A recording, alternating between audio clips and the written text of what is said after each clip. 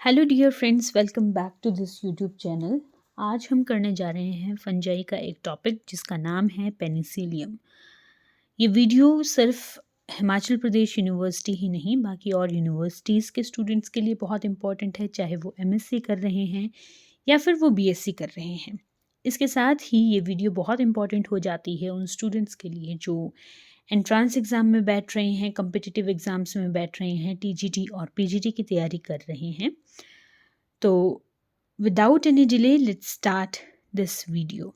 तो पेनिसिलियम, आप इस फंगस से बहुत ज़्यादा वाकिफ़ होंगे क्योंकि जो पेनिसिलिन है उसकी खोज की गई थी और वो कहाँ से निकाली जाती है, पेनिसिलियम से ही निकाली जाती है। It's a fungus.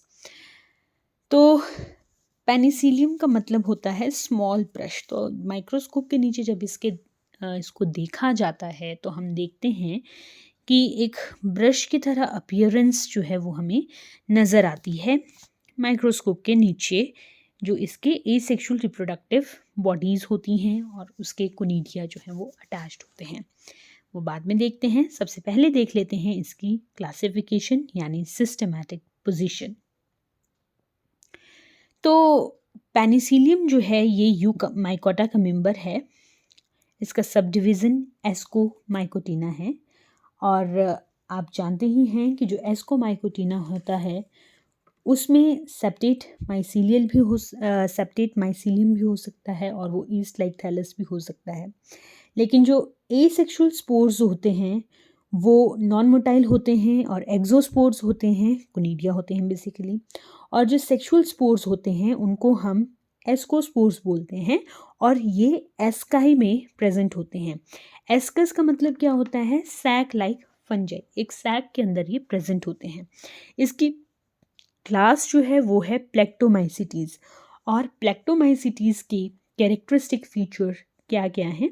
Mycelial thallus होता है। जो एस्कोकार्प होता है उसको हम क्लिस्टोथीशिया बोलते हैं, यानी वो पूरी तरह से सराउंडेड होता है और ऑक्युपाइड रहता है, स्टिराइल हाइफे से बिल्कुल बंद होता है। क्लिस्टोथीशिया एस्कोकार्प को कहते हैं, which is a sexually fruiting body. उसके अंदर एस्काई प्रेजेंट होते हैं, which is a sac like structure, जिसके अंदर हमें एस्कोस्पोर्स देखने को मिलते हैं। तो इसके जो एस्काई होते हैं वो कैसे होते हैं? वो उनका जो ब्रेकडाउन होता है वो मेच्योरिटी में होता है, यानी उसका मतलब क्या होता है? वो क्या होते हैं? इवानिसेंट होते हैं। और जो एस्कोस्पोर्स होते हैं वो प्लेक्टोमाइसिटीज़ में कैसे होते हैं? एसेप्टेट होते हैं। तो ऑर्डर है इसका एस्परजिलेल्स, जिसको हम यूरोशियल्स भी कहते हैं, और फैमिली जो है वो है एस्परजिलेसी, जिसको यूरोशिएसी भी कहते हैं, और जीनस है इसका पेनिसिलियम। तो देख लेते हैं इसका हैबिट और हैबिटाट। अभी तक हमें 136 स्पीशीज़ जो है वो पता है। कुछ एक और एडवांसमेंट्स जो हैं हो गई होंगी जिसकी वजह से 136 से ज़्यादा स्पीशीज़ जो हैं हमें पता है। पेनिसिलियम को कॉमनली ग्रीन और ब्लू मोल्ड कहा जाता है और ये क्या है? सेप्रोफिटिक। मोस्टली जो पेनिसिलियम की जितनी भी स्पीशीज़ हैं वो कैसी हैं? सेप्रोफिटिक है, डेड डिकेइंग ऑर्गेनिक मैटर पर सर्वाइव करती है। सिट्रस फ्रूट्स के बारे में आप जानते होंगे, वेजिटेबल्स, मीट्स, इवन जो डेड डिकेइंग एनिमल्स होते हैं उनमें भी हमें ये देखने को मिलती है। और कुछ एक स्पीशीज़ जो हैं वो पैरासिटिक भी हैं। जैसे इम्पॉर्टेंट अगर हम पेनिसिलिन की स्पीशीज़ को देखें तो सबसे पहले तो पेनिसिलिन ही हमें आ रहा है याद। तो पेनिसिलियम नोटेटम और पेनिसिलियम क्राइसोजिनम जो हैं ये पेनिसिलिन यील्ड करती हैं, इनसे हमें पेनिसिलिन मिलती हैं। याद रखिएगा, एग्जामिनेशन पॉइंट ऑफ व्यू से, एमसीक्यू पॉइंट ऑफ व्यू से और आपके कम्पिटिटिव एग्ज़ाम के पॉइंट ऑफ व्यू से Penicillium notatum, Penicillium chrysogenum penicillin yield करती है। अब आपने रॉक्यूफोर्ट चीज़ का नाम सुना होगा। ये जो चीज़ है ये स्पेशल कैरेक्टरिस्टिक फ्लेवर होता है इस चीज़ का, और कौन से पेनिसिलियम की वजह से होता है? पेनिसिलियम रॉक्यूफोर्टी और पेनिसिलियम कॉमम्बर्टी की वजह से। और एक और एंटीबायोटिक है ग्रेसियोफुल्विन। ये ग्रेसियोफुल्विन हमें कहाँ से मिलती है? पेनिसिलियम ग्रेसियोफुल्वम से हमें ये मिलती है। ये 3-4 पॉइंट्स बहुत ज़्यादा इम्पॉर्टेंट हैं। अब इसका वेजिटेटिव स्ट्रक्चर देख लेते हैं। वेजिटेटिव स्ट्रक्चर जब भी आप डिस्कस करना चाहें तो आप इसे इस तरह से भी बना सकते हैं। आप वेजिटेटिव हाइफे को बनाइए और उसके साथ जब आप इसकी लेबलिंग कर रहे हैं तो लेबलिंग के साथ ही पूरा उसमें नोट्स की फॉर्म में आप उसको लिख सकते हैं। ये भी अच्छा लगता है। तो कुछ इस तरह से ब्रश लाइक स्ट्रक्चर जो है वो हमें माइक्रोस्कोप के नीचे देखने को मिलते हैं। तो जो इसका स्ट्रक्चर है वो माइसीलियल होता है, जिसमें जो माइसीलियम है वो सुपरफिशियली भी हो सकता है या पेनिट्रेट कर सकता है डीप सबस्ट्रेटम के अंदर। अब कभी ये बहुत कॉम्पैक्ट मास बना देता है, जिस भी चीज़ के ऊपर, जिस भी सबस्ट्रेटम के ऊपर ये ग्रो कर रहा होगा उस पर बहुत कॉम्पैक्ट मास बना लेता है, जिसको हम कहते हैं स्क्लेरोशियम। अगर आपने थैलेस ऑर्गेनाइजेशन वाला वीडियो नहीं देखा है जिसमें स्क्लेरोशिया को एक्सप्लेन किया गया है तो आप ज़रूर उस वीडियो को देख सकते हैं। पेनिसिलियम वर्मिक्यूलेटम जो है ये, इसमें यूनिन्यूक्लिएट सेल्स जो हैं वो प्रेजेंट होते हैं, इम्पॉर्टेंट हो जाता है पेनिसिलियम वर्मिक्यूलेटम। अच्छा, जो इसके सेल्स होते हैं या हाइफा होते हैं वो ब्रांच्ड होते हैं, सेप्टेट होते हैं, यानी सेप्टा प्रेजेंट होता है। और जो सेप्टा होता है इसके बीच में सिंपल पोर्स यहाँ पे प्रेजेंट होते हैं। हम जानते हैं कि फंजाई में सेप्टा जो है वो कभी भी कंप्लीट नहीं होता है, तो यहाँ पे भी कंप्लीट सेप्टा प्रेजेंट नहीं होता है। और कुछ इस तरह से हमें ये सेप्टा नज़र आते हैं और बीच में एक सिंपल पोर जो है हमें यहाँ पे देखने को मिलेगा, परफोरेटेड विथ सिंपल पोर। जो माइसीलियम होता है ये कलरलेस हो सकता है, पेल हो सकता है या फिर ब्राइटली कलर्ड भी हो सकता है। अगर हम सेल की बात करें तो ये यूनिन्यूक्लिएट, बाईन्यूक्लिएट और मल्टी न्यूक्लिएट हो सकते हैं। यूनिन्यूक्लिएट किस केस में होते हैं? पेनिसिलियम वर्मिक्यूलेटम। अच्छा, इसी सेल के अंदर की अगर हम बात करें तो ग्रैन्युलर साइटोप्लाज्म प्रेजेंट होता है, जिसमें सेल ऑर्गेनेलीज प्रेजेंट होती हैं, जैसे यूकैरियोटिक सेल ऑर्गेनेलीज होती हैं। क्लोरोप्लास्ट को एब्सेंट कर देना है। रिजर्व फूड मटेरियल जो होता है वो ग्लाइकोजन होता है और ऑयल के ग्लोब्यूल्स होते हैं। सेल वॉल की अगर हम बात करें तो इन सेल्स की जो सेल वॉल होती है वो ट्रिपल लेयर्ड होती है। जो आउटर मोस्ट लेयर होगी, जिसको हमने O1 या W1 भी आप इसको लिख सकते हैं, वो ग्लूकान की बनी होती है। सेकेंड लेयर प्रोटीन की बनी होती है और जो थर्ड लेयर है, इनर मोस्ट लेयर, वो काइटिन की बनी होती है। अब इसी माइसीलियम के ऊपर कुछ ब्रांचेस लगती हैं जिनके ऊपर ये कोनिडिया लगते हैं। इन ब्रांचेस को हम कहते हैं कोनिडियोफोर। ये जो कोनिडियोफोर होते हैं इन्हीं के ऊपर जो सब ब्रांचेस अगर प्रेजेंट होगी तो उनको मेटुलाई कहेंगे। और इन मेटुला के ऊपर बॉटल शेप्ड जो है एक टर्मिनल ब्रांच आप कह सकते हो, या स्टेरिगमेटा इन्हें कहा जाता है, और इनको फियलाइट्स भी कहा जाता है। इन्हीं के ऊपर, इन्हीं की डिवीजन से हमें यहाँ पर कोनिडिया की फॉर्मेशन देखने को मिलती है और चेन लाइक कोनिडिया जो हैं वो दिखते हैं। तो रिप्रोडक्शन की अगर हम बात करें, ये वेजिटेटिव स्ट्रक्चर था जो हमें देखने को मिलता है। However this conidia is the part of, this is not a part of vegetative thallus, this is asexually reproducing structure. This conidia is asexually reproducing structure. अब अगर हम रिप्रोडक्शन की बात करें तो हमें एसेक्सुअल रिप्रोडक्शन बहुत ज़्यादा कॉमन पेनिसिलियम में देखने को मिलती है। सेक्सुअल रिप्रोडक्शन बहुत ही कम स्पीशीज में नोट की गई है, वो हम आगे डिस्कस करेंगे, लेकिन इससे पहले हम डिस्कस कर लेते हैं एसेक्सुअल रिप्रोडक्शन। तो बहुत ज़्यादा कॉमन मेथड है एसेक्सुअल रिप्रोडक्शन का कोनिडिया फॉर्मेशन। कोनिडिया की फॉर्मेशन यहाँ पर होती है क्योंकि ये एक मेंबर है एस्कोमाइकोटीना का। नॉन मोटाइल एक्सोस्पोर्स इसमें बनते हैं। तो कोनिडियोफोर या कोनिडिया की फॉर्मेशन कैसे होती है अभी इसको देख लेते हैं, लेकिन उससे पहले हमें दो तरह के कोनिडिया जो हैं वो देखने को यहाँ पर मिल सकते हैं। One is monoverticillate conidiophore and second is biverticillate conidiophore. अभी यहाँ पर कोनिडियोफोर का मतलब क्या है? ऐसी बॉडी जो कोनिडिया को बियर करती है, this is known as conidiophore.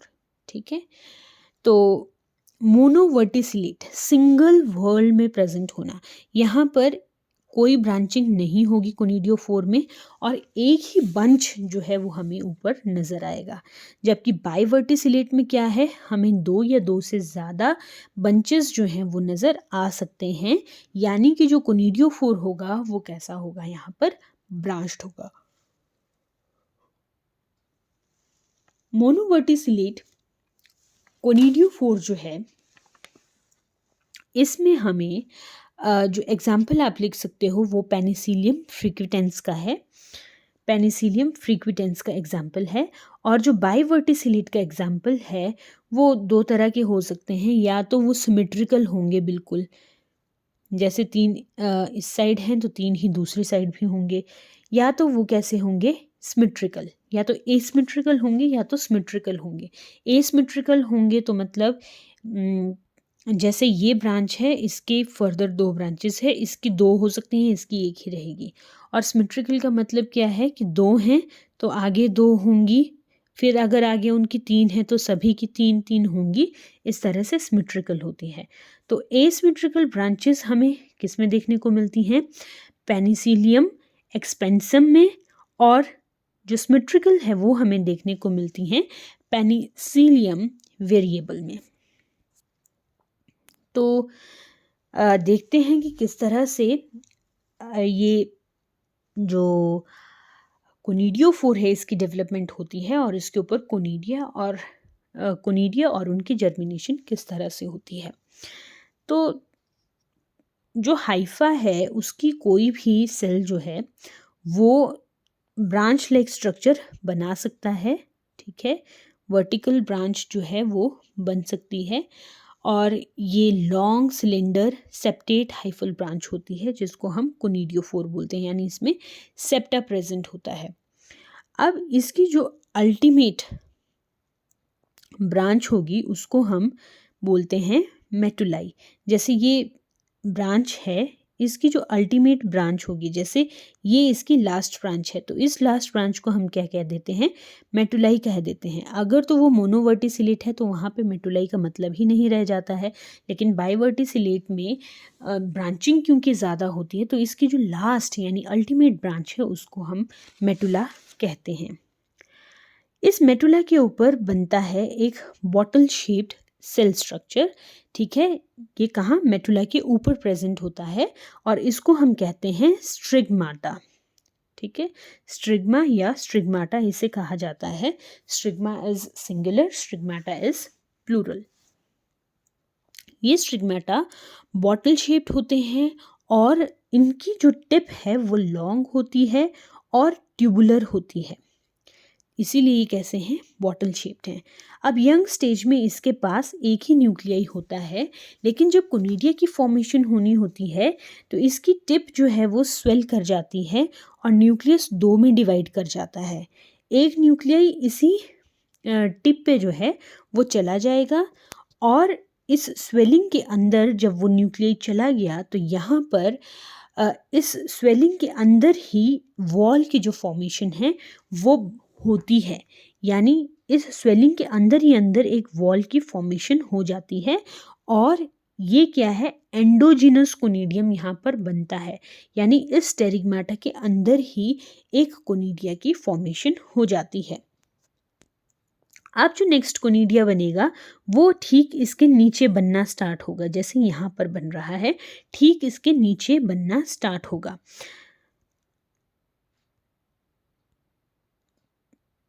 और यहाँ पर क्या है, यहाँ पर एक सेप्टा की फॉर्मेशन जो है वो हो जाती है।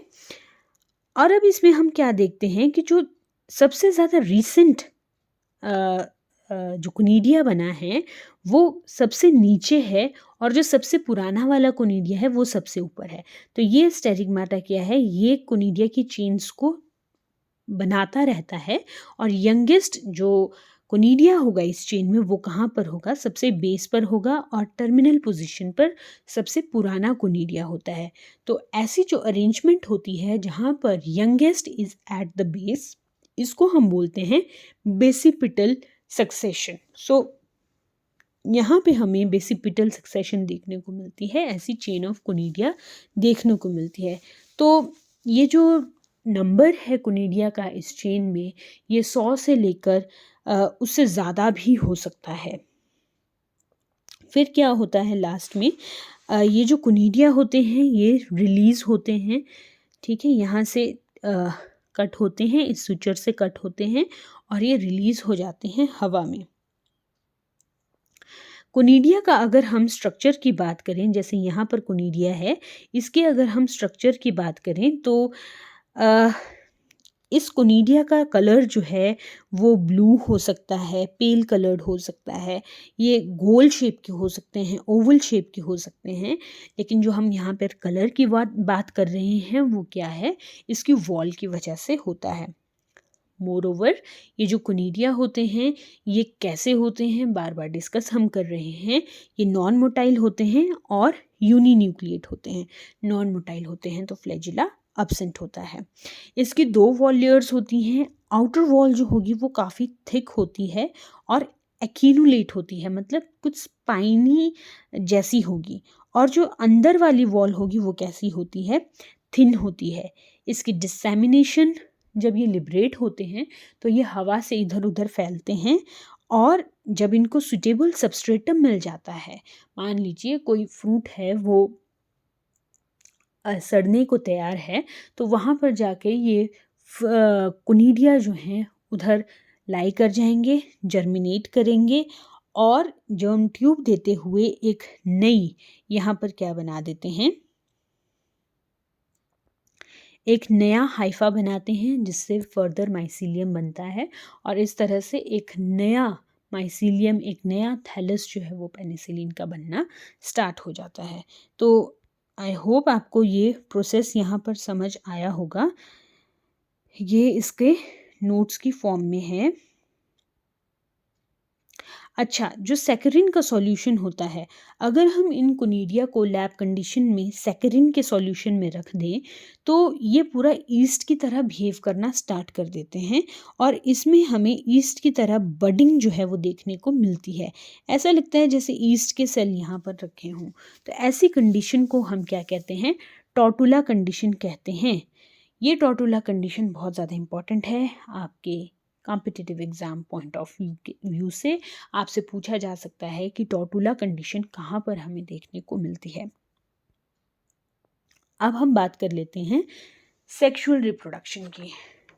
तो पेनिसिलिन में जो सेक्सुअल रिप्रोडक्शन है वो बहुत ज़्यादा कॉमन तो नहीं है, ठीक है। मेजॉरिटी जो स्पीशीज़ हैं पेनिसिलिन की वो एसेक्सुअली ही रिप्रोड्यूस करती हैं, लेकिन शुरुआत में हमें जो बहुत सारी स्पीशीज़ हैं पेनिसिलिन की, उनमें ही नहीं, मतलब किसी भी स्पीशीज़ में इसकी जो परफेक्ट स्टेज है या सेक्सुअल स्टेज है उसका पता नहीं था। क्योंकि हमें परफेक्ट स्टेज का पता नहीं था तो हमने इसको क्या कर दिया था, फंजाई इम्परफेक्टाई में डाल दिया था। लेकिन थोड़े टाइम के बाद जैसे जैसे साइंटिस्ट ने और खोज की, डिस्कवरीज़ की, तो उनको पता लगा कि उन्होंने एक और जीनस टेलेरोमाइसिस, उसके साथ इसकी कुछ एक जो सेक्सुअल रिप्रोडक्शन है टेलेरोमाइसिस को, उसको कंसीडर करना शुरू किया कि वो इसकी भी सेक्सुअल रिप्रोडक्शन हो सकती है। So it is the form genus. Form genus क्या होते हैं, ऐसी स्पीशीज़ जो दूसरी स्पीशीज़ के साथ, स्पीशीज़ नहीं, ऐसा जीनस तो दूसरे जीनस के साथ मैच करता है, लेकिन हम कंप्लीटली उसको मैचेबल नहीं कह सकते। तो हमने क्या किया था, इसका लिंक एस्टेब्लिश किया था टेलेरोमाइसिस के साथ, उसकी परफेक्ट स्टेज के साथ।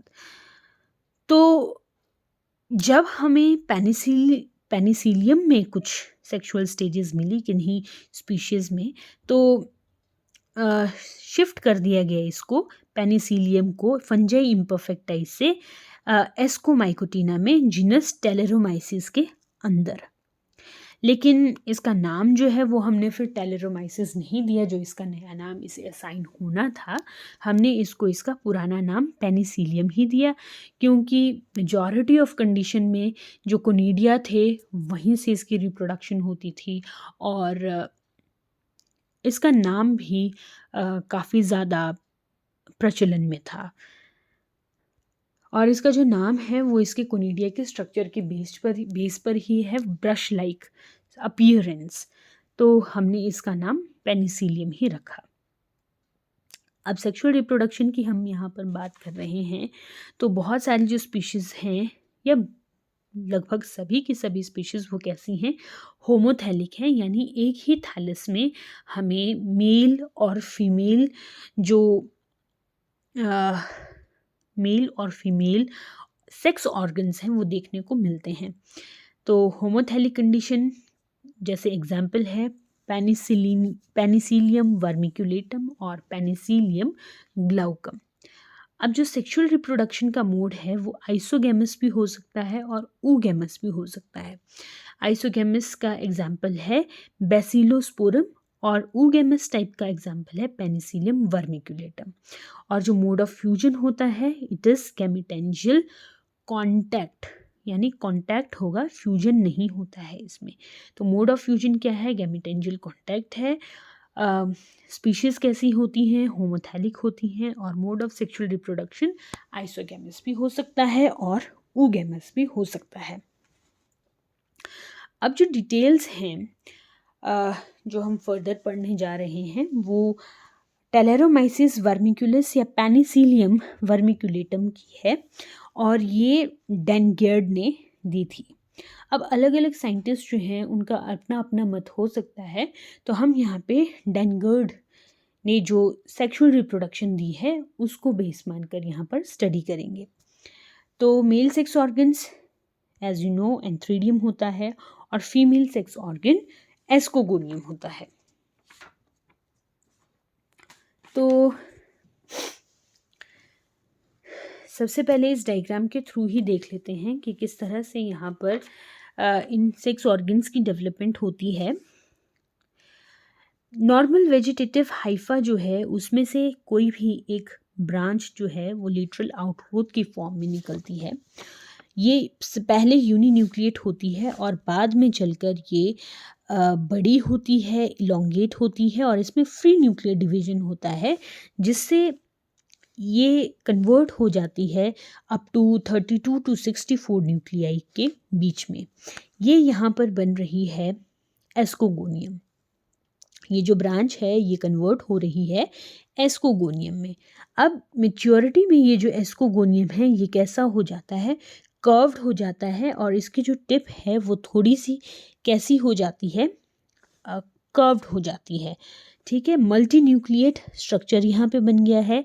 ये लॉन्ग है, ट्यूबुलर है, इलोंगेटेड है, और सबसे इम्पॉर्टेंट बात यहाँ पर सेप्टा प्रेजेंट नहीं होता है। तो ये क्या बन गया, यहाँ पर मैच्योर एस्कोगोनियम बन गया। अब दूसरी जगह हम बात करें कि एंथ्रीडियम कैसे बनता है, तो एंथ्रीडियम भी इसी तरह से लेटरल ब्रांच जो है वो अपीयर होती है। ये भी यूनिन्यूक्लिएट होती है, लॉन्ग होती है, और एस्कोगोनियम के कंपैरिजन में काफ़ी ज़्यादा पतली यानी सिलेंडर होती है। अब ये जो एस्कोगोनियम डेवलप हो रहा होता है तो ये कॉइल करता जाता है इस एस्कोगोनियम के अराउंड। तो जब ये कॉइल कर रहा है इसके अंदर सिर्फ एक न्यूक्लियाई प्रेजेंट होता है। ये एक न्यूक्लियाई सिंगल टर्मिनल यानी इसमें डिवीजन होगा, और इस डिवीजन से यहाँ पर क्या होगा, एक टर्मिनल न्यूक्लियाई जो है वो यहाँ पर बनता है, टर्मिनल सेल भी बनता है, टर्मिनल न्यूक्लियाई भी बनता है।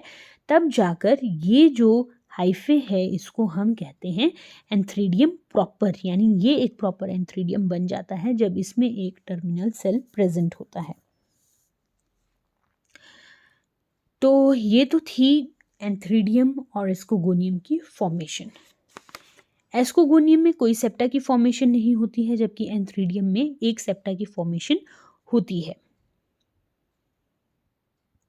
इसके बाद क्या होता है, अब यहाँ पर होनी है गैमेटेंजियल कॉन्टैक्ट।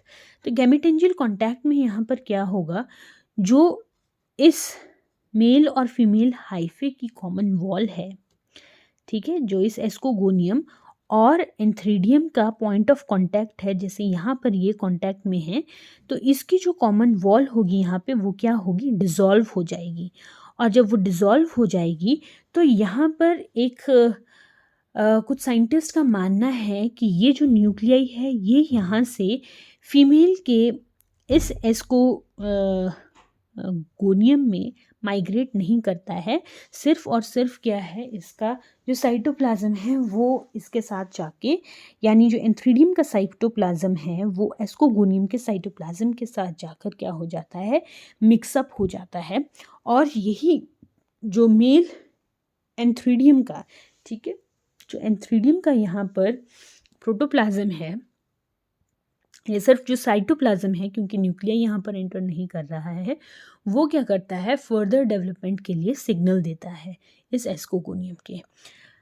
तो यहाँ पर ये माइग्रेट नहीं करता है, और जैसे ही यहाँ का जो साइटोप्लाज्म है वो एस्कोगोनियम में ट्रांसफ़र हुआ, तो यहाँ पर ये सारे के सारे जो एस्कोगोनियम के न्यूक्लियाई हैं ये पेयरअप हो जाते हैं, ये पेयरअप होना स्टार्ट हो जाते हैं। और जब ये सारे के सारे पेयरअप हो जाते हैं तो यहाँ पर क्या होगा, इस पेयरिंग अप को हम कहते हैं autogamy. Pairing up of female nuclei in ascogonium of Penicillium is known as autogamy. क्योंकि सेल्फ हो रहा है ना, तो डाइकैरियोटाइजेशन हो गई, तो यहाँ पे डाइकैरियन की फॉर्मेशन हो जाती है। अब जब डाइकैरियन की फॉर्मेशन हो गई है तो यहाँ पर हर एक डाइकैरियन जो पेयर्ड न्यूक्लियाई हैं इनके साथ सेगमेंटेशन होती है, यानी यहाँ पर सेगमेंट्स बनते हैं इस एस्कोगोनियम में, सेप्टा की फॉर्मेशन होती है। सेप्टा की फॉर्मेशन होने के बाद क्या होगा, बीच के कुछ एक जो सेल्स होंगे डाइकैरियोटिक सेल्स, जिसमें 2 न्यूक्लियाई प्रेजेंट हैं, वो क्या करेंगे, लेटरल ब्रांच को शूट आउट करते हैं। ये लेटरल ब्रांच को हम कहते हैं एस्कोजीनस हाइफा या एस्कोजीनस इनिशियल। ये जो एस्कोजीनस इनिशियल सिंगल सेल्ड होगा, ये 2-3 सेल्स में डिवाइड होती है, और जब भी डिवाइड होगी तो यहाँ पर कैसा डिवीजन होता है, कॉन्जुगेट डिवीजन होता है। 2 न्यूक्लियाई आपस में फ्यूज़ नहीं करते हैं, 2 न्यूक्लियाई अलग अलग उनमें डिवीज़न होता है, और वो 2 न्यूक्लियाई फर्दर जो नेक्स्ट नया सेल बन रहा है उसमें जाके पहुँचते जाते हैं। अब जो टर्मिनल एंड है इस एस्कोजीनस हाइफे का, ये जो टर्मिनल सेल है ये कन्वर्ट हो जाता है एस्कोजीनस मदर सेल में। एस्कोजीनस मदर सेल में डिवाइड होने, एस्कोजीनस मदर सेल कैसा होगा, यहाँ पर ये थोड़ा बड़ा बड़ा होता जाएगा। फिर इसमें क्या होगी, ये जो 2 न्यूक्लियाई हैं, जो फीमेल न्यूक्लियाई ही हैं, इनमें फ्यूज़न हो जाता है, यानी यहाँ पर प्लाज्मोगैमी के बाद यहाँ पर हमें सिनगैमी भी देखने को मिलती है, और सिनकैरियन की फॉर्मेशन होती है। जब सिनकैरियन की फॉर्मेशन होगी तो उसके बाद यहाँ पर क्या होगी, मियोसिस होगी। मियोसिस से क्या होगा, 2 न्यूक्लियाई बनेंगे फर्स्ट मियोसिस में, सेकेंड मियोसिस में 4 न्यूक्लियाई बन गए, और उसके बाद ये कन्वर्ट हो जाता है, ये जो एस्कस मदर सेल है ये एस्कस में कन्वर्ट हो जाता है, और ये जो अंदर न्यूक्लियाई हैं 4 न्यूक्लियाई में फिर क्या होगी, माइटोसिस, यानी यहाँ पे फर्स्ट और सेकेंड मियोसिस हुई और उसके बाद एक माइटोसिस होती है। तो यहाँ पर एक एस्कस मदर सेल में हमें 8 न्यूक्लियाई जो हैं वो देखने को मिलते हैं। फिर इन न्यूक्लियाई में क्या होगा, ये न्यूक्लियाई अपने आसपास जो साइटोप्लाज्मिक कंटेंट है उसको एग्रीगेट करते हैं, सेल वॉल को सिक्रीट करते हैं, और यहाँ पर फ्री सेल्स की फॉर्मेशन होती है। ऐसा नहीं होगा कि सिर्फ प्रोटोप्लाज्म ही यहाँ पर डिवाइड करेगा, ऐसा नहीं होगा। प्रोटोप्लाज्म ही डिवाइड नहीं होता है यहाँ पे न्यूक्लियाई के अराउंड साइटोप्लाज्म बनता है और उसके बाहर जो है वॉल की फॉर्मेशन होती है और ये फ्री सेल्स बनते हैं। ठीक है, इस एस्कस के अंदर क्या है, एस्कोस्पोर्स ये बन जाते हैं जो क्या होते हैं, फ्री सेल्स होते हैं। मीनवाइल जब ये सारा स्ट्रक्चर यहाँ पर बन रहा है, इसके साथ क्या हो रहा है, इस एस्कोगोनियम के अराउंड ये जो कुछ एक आपको सांप की तरह स्ट्रक्चर नजर आ रहा है, ये स्टेराइल हाइफे हैं।